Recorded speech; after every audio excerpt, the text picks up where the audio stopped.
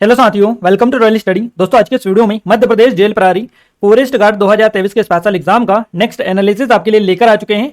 3 जून 2023 को third shift का analysis आपके लिए लेकर आए हैं। इससे पहले हम फर्स्ट और सेकंड का कवर करवा चुके हैं। अगर आपने प्ले लिस्ट वाली वीडियोस नहीं देखी है तो आप जाकर चेकआउट कर लीजिएगा। हमने सारी वीडियोस प्ले लिस्ट में डाल दिए, दोनों प्ले लिस्ट बना दिए आपके लिए। आप एक बार जाकर जरूर से चेकआउट कर लीजिएगा। इस वीडियो की पीडीएफ फाइल कहां पर मिलेगी, इसके लिए एप्लीकेशन को डाउनलोड कर लीजिएगा, टेलीग्राम को ज्वाइन कर लीजिएगा। दोनों के लिंक आपको डिस्क्रिप्शन में मिल जाएगी। और ये 3 स्टेप फॉलो कर लेते तो आसानी होगी आपको पीडीएफ को ढूंढने में, इधर उधर भटकना नहीं पड़ेगा। सीधे ये स्टेप पड़िएगा और वहीं पर वो प्रोसेस फॉलो कीजिएगा तो आपको बड़ी आसानी से पीडीएफ मिल जाएगी एप्लीकेशन को डाउनलोड करने के बाद में। गाइज, ये हमारी जेल प्रहरी फॉरेस्ट गार्ड की स्पेशल टेस्ट सीरीज है और ये 251 रुपए की टेस्ट सीरीज सिर्फ और सिर्फ आपको 99 यानी 99 रुपए में दी जा रही है। अब तक का सबसे बेस्ट ऑफर है। इससे कम में कभी भी कोई भी टेस्ट सीरीज नहीं मिल रही है। क्लियर है? ये सबसे कम प्राइस है क्योंकि आप सभी को पता होना चाहिए कितना सारा कंटेंट यहाँ पर आपको दिया जा रहा है। पूरा सिलेबस यहाँ पर है, यानी कि अगर ये आपने परचेस कर लिया तो इसके बाहर आपका कहीं जाने की जरूरत नहीं है। यानी कि सीधे सीधे जो क्वेश्चंस बन रहे हैं वो यहीं से बन रहे हैं। इसके बाहर आपके सिंगल क्वेश्चंस भी बाहर नहीं जा रहे। पूरा मैथ्स इसमें डाला है टॉपिक वाइज। आप एक बार जरूर से चेकआउट करिएगा। मैथ्स का एक सिंगल क्वेश्चन भी यहाँ से बाहर नहीं आ रहा है। अगर पैटर्न उससे बाहर मिलेंगे तो आप हमें बताइएगा। पूरे क्वेश्चन यहीं से बन रहे हैं तो आप एक बार जरूर से डेमो चेकआउट करिएगा। सारे के सारे आपको इसमें मिल जाएंगे। कोई डाउट है, कुछ क्वेरीज हो तो आप हमें नंबर पर कांटेक्ट करें। और ये ऑफर समाप्त होने वाला है, जल्दी करें क्योंकि लिमिटेड टाइम के लिए ये ऑफर निकाला गया है। हम 5 सब्जेक्ट के क्वेश्चंस इस वीडियो में कवर करेंगे जो कि हमें अच्छे खासे क्वेश्चंस मिल चुके हैं। आज हमें जो क्वेश्चंस भेजे हैं ये दीपक सिंह जी जो कि इंदौर से हैं, इन्होंने 66 स्कोर किया है। अर्पित मिश्रा जी जो कि इंदौर से हैं और इन्होंने 71 स्कोर किया है। तो ये दोनों ही इंदौर से हैं और इन्होंने काफ़ी अच्छी हेल्प की है हमें क्वेश्चंस भेजने में। क्लियर है? आपका भी एग्जाम है आने वाले दिनों में, आने वाली शिफ्टों में, तो आप हमें नंबर पर अपने क्वेश्चन जरूर सेंड करें ताकि हम आपको सटीक एनालिसिस प्रोवाइड कर पाए। सबसे पहले एग्जाम सेंटर से निकलते ही आप हमें एक बार क्वेश्चन से जरूर अपडेट करवा दें ताकि हम आपके लिए सटीक एनालिसिस आपको दे पाए। क्लियर है? और इस वीडियो को लाइक कर दीजिए, शेयर कर दीजिए। अभी तक चैनल को सब्सक्राइब नहीं किया है, सब्सक्राइब करके बेल आइकन को दबा दे ताकि ऐसे ही वीडियोस आपको रेगुलर मिलते रहें। क्लियर है? जीके करंट अफेयर की हम सबसे पहले बात करेंगे, उसके बाद में साइंस की ओर आगे बढ़ते चलेंगे। देखिए गाइस, जीके और साइंस का हम आपको 25 तारीख तक के अब तक का 31 तक का पूरा जो जीके आया है, जितना भी जीके वो एक ही वीडियो में, साइंस एक ही वीडियो में कवर करवा दिया। एग्जाम टाउन पर चैनल पर हमने कवर किया है, तो आपको प्लेलिस्ट हमने दे दी है। प्लेलिस्ट में चेकआउट कर लीजिएगा। डायरेक्टली एग्जाम टाउन चैनल पर सर्च करिएगा, वहाँ पर चले जाइए, वहाँ पर आपको व्यवस्थित रूप से वो वीडियोस मिल जाएंगे। देखिए, पहला क्वेश्चन हमारा बना है, फुगड़ी नृत्य किस राज्य से संबंध रखता है? तो ये गोवा और महाराष्ट्र है। या तो इसमें से दोनों ऑप्शन आपको मिलेंगे या फिर एक मिला होगा। तो आई थिंक आप आसानी से आपने क्लिक कर दिया होगा। फुगड़ी जो नृत्य है इसका संबंध है गोवा और महाराष्ट्र से। फुगड़ी महाराष्ट्र और गोवा का एक लोक नृत्य है जो कोंकण क्षेत्र में महिलाओं के द्वारा किया जाता है। और ऐतिहासिक तथ्यों के अनुसार इस नृत्य शैली के बारे में कहा जाता है कि इसे गोवा की कुछ प्राचीन परंपराओं से बनाया गया है। महिलाएं इस नृत्य रूप को हिंदू धार्मिक त्योहारों जैसे गणेश चतुर्थी, व्रत के दौरान या फिर ढालों जैसे अन्य जो नृत्य होते हैं इसमें इसके अंत में इनको करती हैं। गोवा में अन्य लोकप्रिय लोक नृत्य है जैसे कि डेकनी हो गया, डालो, खोल हो गया और मुसोल, ये सभी गोवा के अन्य लोकप्रिय लोक नृत्य हैं। आइए आगे बढ़ते हैं नेक्स्ट क्वेश्चन की ओर। अगला क्वेश्चन है, आर परशुराम के बाद राज्य निर्वाचन आयुक्त कौन बने? ये मध्य प्रदेश के करंट अफेयर का क्वेश्चन है। आर परशुराम जो कि पहले थे राज्य निर्वाचन आयुक्त, अभी वर्तमान में श्री बसंत प्रताप सिंह है। तो ये क्वेश्चन बना है कि आर परशुराम के बाद में राज्य निर्वाचन आयुक्त कौन बने हैं? तो बसंत प्रताप सिंह आपका करेक्ट आंसर रहेगा। देखिए, वर्तमान में राज्य निर्वाचन आयुक्त बसंत प्रताप सिंह है। ये 2019 को बने हैं और अभी तक यही हैं। अगर हम बात करें कि वर्तमान में राज्य निर्वाचन आयोग के सचिव कौन है, तो राज्य निर्वाचन आयोग के सचिव है श्री राकेश सिंह जो कि 2022 से बने हैं। क्लियर है? राज्य चुनाव आयुक्त की जो नियुक्ति की जाती है ये राज्यपाल के द्वारा की जाती है। अब अगर आप इनको राज्य चुनाव आयुक्त बोल ले या राज्य निर्वाचन आयुक्त बोल ले, बात एक ही है। क्लियर है? तो इनकी नियुक्ति राज्य के राज्यपाल के द्वारा की जाती है। उनकी सेवा की शर्तें और पद का कार्यकाल भी राज्यपाल द्वारा निर्धारित किया जाएगा। राज्य उच्च न्यायालय के न्यायाधीश संसद की सिफारिश पर राष्ट्रपति द्वारा, है ना, तो ये न्यायाधीश द्वारा हटाने के लिए निर्धारित तरीके और आधारों को छोड़कर उसे कार्यालय से नहीं हटाया जाएगा। अगला क्वेश्चन बना है आपसे कि बिग 5 के लिए कौन सा राष्ट्रीय उद्यान प्रसिद्ध है? बिग 5 के लिए जो राष्ट्रीय उद्यान प्रसिद्ध है इसका नाम है काजीरंगा राष्ट्रीय उद्यान। ये आपका असम में देखने को मिलता है, असम राज्य में देखने को मिलता है। काजीरंगा राष्ट्रीय उद्यान पूर्वोत्तर भारतीय राज्य असम में एक संरक्षित क्षेत्र है। बेसिकली एक सिंग वाले गेंडे, रॉयल बंगाल टाइगर, एशियाई हाथी, बाइसन, बारहसिंगा सामूहिक रूप से काजीरंगा में बिग 5 के रूप में जाने जाते हैं। तो बेसिकली इन्हें ही बिग 5 बोला जाता है सामूहिक रूप से। इन सभी को गेंडे, रॉयल बंगाल टाइगर, एशियाई हाथी, बाइसन, बारहसिंगा, तो इसीलिए इसको बिग 5 के लिए जाना जाता है। वर्ष 1985 में पार्क को यूनेस्को द्वारा विश्व धरोहर स्थल घोषित किया गया 1985 में, और 1974 में राष्ट्रीय उद्यान घोषित इसको किया गया था। अगला क्वेश्चन पूछा गया है, हरित क्रांति के समय भारत के प्रधानमंत्री कौन थे? सही जवाब रहेगा, देखिए यहाँ पर लाल बहादुर शास्त्री और इंदिरा गांधी दोनों के नेतृत्व में हरित क्रांति बेसिकली इसको लागू किया गया था या फिर इसको लाया गया था। तो यहाँ से ऑप्शन आपको किस तरीके से मिले, अगर वो हमें पता चलता तो हम एग्जैक्ट आपको करेक्ट आंसर बता पाते। बट ये भी करेक्ट आंसर है, इसमें से या तो लाल बहादुर शास्त्री मिला हो या इंदिरा गांधी मिला हो, दोनों में से एक क्लिक कर सकते हैं। अगर दोनों मिले हैं तो उपरोक्त तो दोनों आपको करेक्ट आंसर रहेगा, या फिर आपको कुछ कंडीशन और दी रखी होगी, इस क्वेश्चन को थोड़ा सा और लंबा किया होगा और डिटेल आपको दे रखी होगी तो आपको उसमें समझने में आसानी हुई होगी। देखिए, कांग्रेस नेताओं लाल बहादुर शास्त्री और इंदिरा गांधी के नेतृत्व में भारत के भीतर हरित जो क्रांति की शुरुआत हुई थी, ये 1968 में हुई थी, 1968 में, और जिससे खाद्यान्न जो उत्पादन है इसमें वृद्धि देखने को मिली थी। विशेष रूप से पंजाब, हरियाणा, उत्तर प्रदेश में इसको लागू किया गया था या शुरू किया गया था। वहाँ भारत की, देखिए ये फेवर जो पॉइंट कवर किया जा रहा है ये इंदिरा गांधी जी के बारे में किया जा रहा है। तो भारत की पहली महिला है ना, भारत की पहली और एकमात्र महिला प्रधानमंत्री थी ये इंदिरा गांधी। 1971 में भारत रत्न से सम्मानित इनको किया गया। अगर अपन बात करें MS स्वामीनाथन की, तो इनको हरित क्रांति के जनक के नाम से जाना जाता है। अगला क्वेश्चन पूछा गया है, खूनी बैसाखी नाम से 1920 में एक लंबी कविता किसने लिखी थी? खूनी बैसाखी नाम से जो कविता लिखी ये नानक सिंह ने लिखी, पंजाबी लेखक थे नानक सिंह। तो पंजाबी लेखक नानक सिंह की जलियांवाला बाग हत्याकांड पर लिखी एक कविता खूनी बैसाखी का अंग्रेजी में अनुवाद किया गया है और 1920 में अंग्रेजों ने इसे प्रतिबंधित कर दिया था। जो नानक सिंह हैं, यहाँ पर इनके लेखक नानक सिंह 13 अप्रैल 1919 को जलियांवाला बाग में मौजूद थे और उस समय उनकी जो उम्र थी वो 22 साल थी। अगला क्वेश्चन पूछा गया है, उत्तराखंड, उत्तर प्रदेश, बिहार, पश्चिम बंगाल और सिक्किम की सीमाएं किसके साथ लगती हैं? तो इन राज्यों की जो सीमा लगती है नेपाल के साथ में लगती है। नेपाल के साथ सीमा साझा करने वाले भारतीय जो राज्य है ये उत्तराखंड हो गया। उत्तर प्रदेश, सिक्किम, पश्चिम बंगाल और बिहार हैं। सीमा का गठन नेपाल और ब्रिटिश राज के बीच सुगोली की संधि 1816 के बाद में इसका गठन हुआ था इन सीमा का।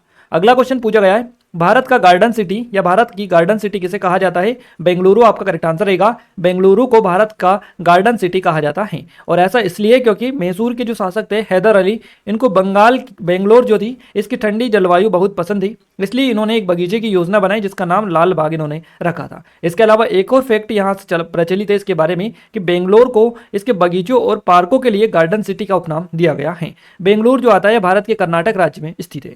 अगला क्वेश्चन पूछा गया है, ऑस्कर अवार्ड 2023 किस क्रम का था? यानी कि 2023 में जो ऑस्कर अवार्ड दिया गया है ये कौन से नंबर का था? तो ये 95 था, यानी कि 95वां ऑस्कर अवार्ड जो कि मिला है, ये भारत का परचम इसमें लहराया गया है। और SS राजामौली की फिल्म है RRR यानी RRR, इसके गाने नाटू नाटू को बेस्ट ओरिजिनल सॉन्ग कैटेगरी में अवार्ड दिया गया है और ये मिला है ऑस्कर अवार्ड, इसको मिला है 95 नंबर का ये अवार्ड था, ऑस्कर अवार्ड 2023 में इसको दिया गया है। तो इसीलिए क्वेश्चन बना है, भारत की documentary film the elephant whispers ने सर्वश्रेष्ठ डॉक्यूमेंट्री शॉर्ट के लिए फिल्म के लिए बेसिकली ऑस्कर पुरस्कार जीता है।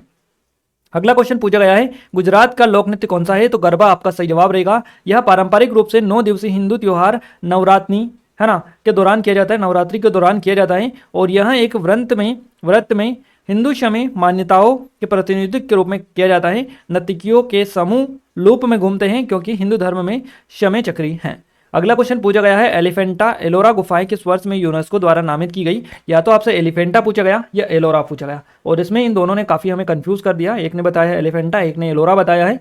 तो खैर हमने दोनों डाल दिए, अगर आगे से पूछा जाएगा तो आप याद रखिएगा एलिफेंटा एलोरा की गुफाओं को यूनेस्को में कब से नामित किया गया है, शामिल किया गया है। तो गाइस एलिफेंटा की गुफाओं को 1987 में यानी 1987 में एलिफेंटा की गुफाओं को शामिल किया गया है यूनेस्को में और एलोरा की गुफा को 1983 में 1983 में। क्लियर है? अजंता की जो गुफाएं हैं इनको भी 1983 में ही शामिल किया गया है। तो एलिफेंटा की गुफाएं कहाँ पर है? मुख्य रूप से हिंदू भगवान शिव को समर्पित गुफा मंदिर है ये एलिफेंटा की जो गुफाएं ये महाराष्ट्र के मुंबई के पूर्वी क्षेत्र में स्थित है, पूर्व में। क्लियर है? एलिफेंटा गुफाओं को 1987 में यूनेस्को की विश्व धरोहर स्थल नामित किया गया है। इसके अलावा एलोरा की बात करें, एलोरा की गुफाओं की, तो 1983 में यूनेस्को विश्व धरोहर स्थल इसको शामिल किया गया है और महाराष्ट्र की सह्याद्री पर्वतमाला में अजंता गुफाओं से लगभग 100 किलोमीटर की दूरी पर ये आपकी एलिफेंटा की गुफाएं देखने को मिलती, यानी कि अजंता की गुफाओं से 100 किलोमीटर दूर ये एलोरा की गुफाएं आपको देखने को मिलती है। अगला क्वेश्चन पूछा गया है, 2023 में ऑस्ट्रेलिया के सर्वोच्च नागरिक सम्मान से किसे नवाजा गया है? सही जवाब रहेगा रतन टाटा को। भारतीय उद्योगपति रतन टाटा को ऑस्ट्रेलिया के सर्वोच्च नागरिक सम्मान ऑर्डर ऑफ ऑस्ट्रेलिया से सम्मानित किया गया है और भारत में ऑस्ट्रेलिया के राजदूत बेरी ओ फेरेल ने ट्विटर पर इसकी जानकारी दी है। रतन टाटा को व्यापार, उद्योग और परोपकार जगत का दिग्गज करार दिया गया है। अगला क्वेश्चन पूछा गया है, भारत में कितने प्राकृतिक स्थल यूनेस्को में शामिल है? तो आपका सही जवाब रहेगा 7। 7 प्राकृतिक स्थल है भारत में जो कि यूनेस्को में शामिल है। क्लियर है? तो भारत के इन 40 देखिए भारत में 40 टोटल 40 धरोहर है जो कि यूनेस्को में शामिल है। तो भारत के 40 यूनेस्को धरोहर स्थलों में से इस सूची में 32 सांस्कृतिक स्थल है, 7 प्राकृतिक है और 1 मिश्रित है। तो याद रखिएगा, कल से अगर सांस्कृतिक स्थल भी आपसे पूछे जाए तो आप 32 लगाइएगा। प्राकृतिक स्थल 7 है और मिश्रित 1 है। वहीं अगर अपन पूरे विश्व में बात करें तो 1154 यूनेस्को विश्व विरासत स्थल है, जिसमें 897 सांस्कृतिक स्थल है, 218 प्राकृतिक और 39 मिश्रित स्थल देखने को मिलते हैं। नेक्स्ट क्वेश्चन है, किस वर्ष विनाशकारी अकाल पड़ा था? ये विनाशकारी जो अकाल पड़ा था ये 1943-44 में पड़ा था। 1943-44 में बंगाल और इसके अंतर्गत जो क्षेत्र आता है वर्तमान बांग्लादेश आता है। क्लियर है? भारत का पश्चिम बंगाल, बिहार, उड़ीसा एक भयानक अकाल पड़ा इसमें था। क्लियर है? तो 1983-84 में 43-44 माफ कीजिएगा 1943-44 में बंगाल जो वाला एरिया था इसमें एक भयंकर अकाल पड़ा था जिसको विनाशकारी अकाल भी नाम दिया गया है। और इसमें लगभग 30 लाख लोगों ने भूख से तड़पकर अपनी जान गंवाई थी। ये द्वितीय विश्व युद्ध जो हुआ था उसके समय का था। माना जाता है कि अकाल का कारण अनाज के उत्पादन का घटना था, जबकि बंगाल से लगातार अनाज का निर्यात हो रहा था। अगला क्वेश्चन पूछा गया है, 42वें संशोधन में कौन सा शब्द नहीं जोड़ा गया? क्लियर है?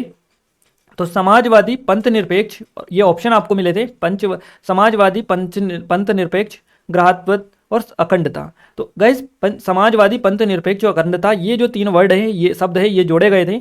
ग्राहकत्व तो ये नहीं जोड़ा गया था, तो इसलिए आपका सही जवाब ये ही रहेगा, क्योंकि आपसे पूछे कौन सा शब्द नहीं जोड़ा गया था तो ये नहीं जोड़ा गया था।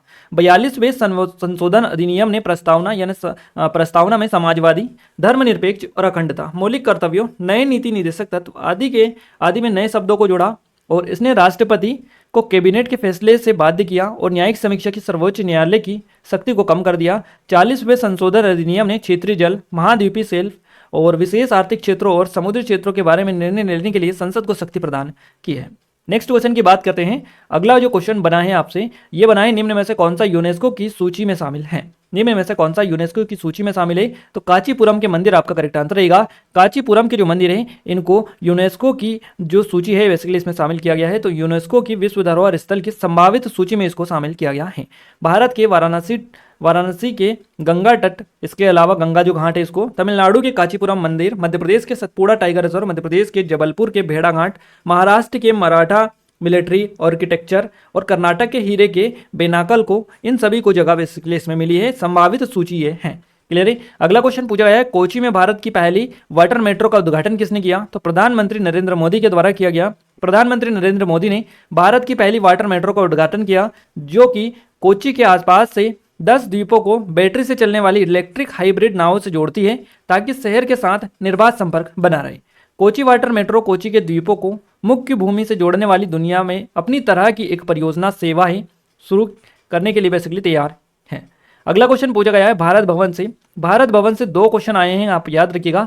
भारत भवन भारतीय राज्य मध्य प्रदेश में की सरकार द्वारा भोपाल में स्थापित है और वित्त पोषित एक स्वायत्त बहुकला कॉम्प्लेक्स और संग्रहालय ये है। 1982 में यह शुरू हुआ था। भोपाल के ऊपरी झील के सम्मुख यह कला दर्शक दीर्घा, उत्कृष्ट कला कार्यशाला, खुली हवा में रंगभूमि, स्टूडियो, थिएटर, सभागार, आदिवासी संग्रहालय, लोक कला, भारतीय कविता के पुस्तकालय, शास्त्रीय संगीत के साथ साथ लोक संगीत को शामिल करता है। इसके वास्तुकार कौन है भारत भवन के? चार्ल्स कोरिया आपका करेक्ट आंसर रहेगा। और हमने बताया है आपको कि भारत भवन से 2 क्वेश्चन आए हैं, दोनों ही क्वेश्चन हमें नहीं मिल पाए कि एग्जैक्ट क्वेश्चन आपके एग्जाम में क्या पूछे गए हैं। इसके अलावा स्वच्छ सर्वेक्षण से रिलेटेड भी क्वेश्चन आपके एग्जाम में पूछा गया है। तो गाइज यहाँ पर सारे के सारे क्वेश्चंस हमें लगभग मिल चुके हैं, जो कि हमने पूरी डिटेल के साथ में आपको कवर करवा दिया है। अब हम आगे बढ़ते हैं और साइंस को फटाफट कवर कर लेते हैं, बट उससे पहले बता दें हमारी जेल प्रहरी फॉरेस्ट गार्ड की बिल्कुल स्पेशल टेस्ट सीरीज है। 251 रुपये की टेस्ट सीरीज सिर्फ और सिर्फ आपको 99 रुपये में दी जा रही है।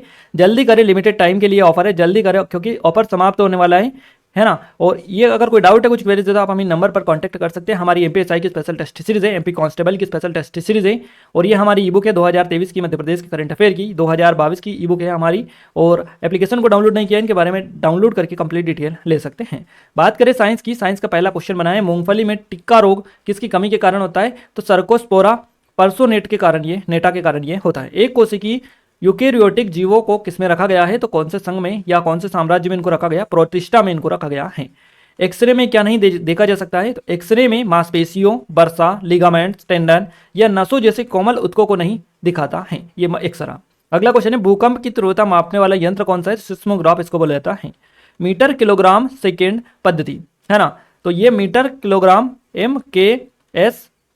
MKS मीटर किलोग्राम सेकेंड पद्धति जो होती है MKGS, इस तरह से इसको बोला जाता है। तो ये जो पद्धति है इसको भौतिक इकाइयों की वह प्रणाली है जिसमें किसी मापन को मीटर किलोग्राम या सेकेंड का मूल मात्रकों के रूप में उपयोग करते हुए अभिव्यक्त किया जाता है।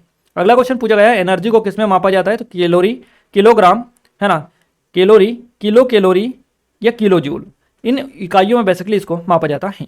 निम्नलिखित में से कौन डार्विन की थ्योरी से संबंधित नहीं है, यानी कि डार्विन के सिद्धांत से संबंधित नहीं है? अंगों का अधिकतम उपयोग। बैरोमीटर की खोज किसने की? तो एवेंजेलिस्टा टेरिसेल्लिन का नाम है, टोरिसेल्ली, तो याद रखिएगा। अगला क्वेश्चन पूछा गया है एमआरआई का पूरा नाम क्या है? मैग्नेटिक रेजोनेंस इमेजिंग इसको बेसिकली बोला जाता है। तो ये आप नाम फुल फॉर्म याद रखिएगा और कल से आपसे एग्जाम में बने कि बताइए एमआरआई में आई का फुल फॉर्म क्या है, तो आप पूरा वर्ड याद रखिएगा। आपको इस तरह से भी क्वेश्चन बन रहे हैं। पेंसिल के वजन के लिए कौन सा माप सबसे उचित होगा? ग्राम आपका करेक्ट आंसर है। मेलेनोमा कैंसर से मानव शरीर का कौन सा भाग प्रभावित होता है? तो त्वचा प्रभावित होती है।